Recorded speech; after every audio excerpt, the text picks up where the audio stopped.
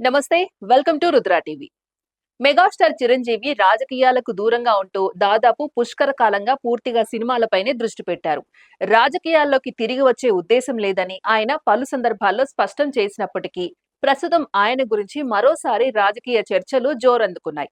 ముఖ్యంగా ఏపీలో అధికారంలో ఉన్న కూటమి ప్రభుత్వంతో ఆయనకు మరింత కీలక అనుబంధం ఏర్పడే అవకాశాలపై ప్రచారం జరుగుతోంది. మొన్నటి అసెంబ్లీ ఎన్నికల్లో చిరంజీవి బహిరంగంగా జనసేనకు మద్దతు ప్రకటించటం, పవన్ కళ్యాణ్ కు విజయాభినందనలు తెలియజేయడం, అనంతరం కూటమి ప్రభుత్వం ప్రమాణ స్వీకార కార్యక్రమానికి హాజరు కావడం వంటి పరిణామాలు ఈ ప్రచారానికి మరింత బలం చేకూర్చాయి.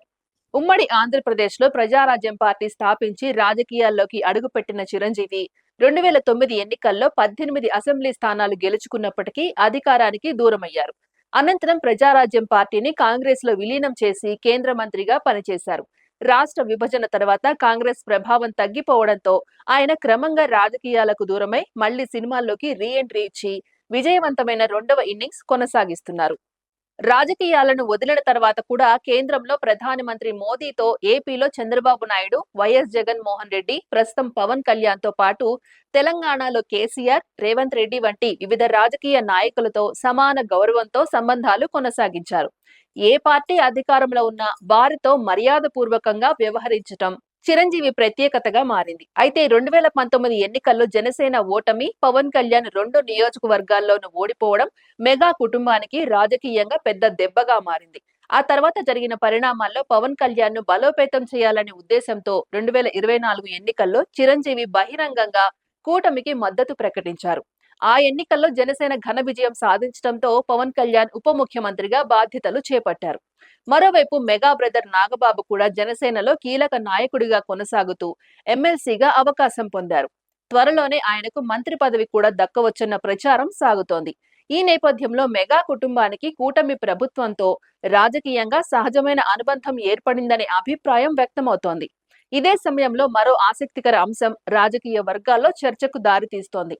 రాష్ట్ర ప్రభుత్వం అమలు చేస్తున్న సంక్షేమ పథకాల ప్రచారానికి ప్రజల్లో విశ్వసనీయత ఉన్న ప్రముఖ వ్యక్తిని బ్రాండ్ అంబాసిడర్ గా నియమించాలని ప్రభుత్వం ఆలోచిస్తున్నట్లు ప్రచారం జరుగుతోంది. ఆ బాధ్యతకు చిరంజీవి పేరు పరిశీలనలో ఉందనే వార్తలు వినిపిస్తున్నాయి. సినీ రంగంలో చిరంజీవికి ఉన్న అపారమైన ప్రజాదరణ, అన్ని వర్గాల ప్రజల్లో ఆయనకు ఉన్న మంచి పేరు, రాజకీయాలకు దూరంగా ఉన్నప్పటికీ వివాదాలకు అతీతంగా కొనసాగుతున్న ఇమేజ్ దృష్ట్యా ఆయనను సంక్షేమ పథకాల ప్రచారానికి ఉపయోగించుకోవాలని ప్రభుత్వం భావిస్తోందని రాజకీయ విశ్లేషకులు అంటున్నారు.